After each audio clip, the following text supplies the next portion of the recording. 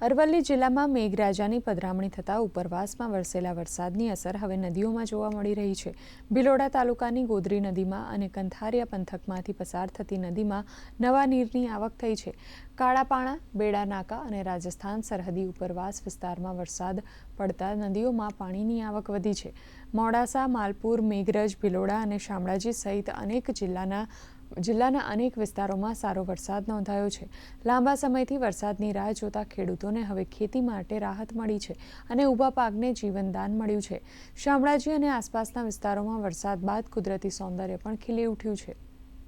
અરવલ્લી જિલ્લામાં પ્રથમ વરસાદે ધુઆધાર બેટિંગ કરી છે અને જિલ્લાના ભિલોડા, શામળાજી, મેઘરજ, માલપુર અને મોડાસા સહિતના વિવિધ તાલુકાઓમાં ધોધમાર વરસાદ વરસ્યો હતો। ભિલોડા તાલુકાની ગોદરી નદીમાં નવા નીરની આવક થઈ છે, તો શામળાજીના મોટા કંથારિયા નજીક પણ નદીમાં રાજસ્થાનનું નવું પાણીની આવક નોંધાઈ છે। આ સાથે જ સાઠંબામાં 48 મિલીમીટર અને બાયડમાં 58 મિલીમીટર જેટલો વરસાદ નોંધાયો છે।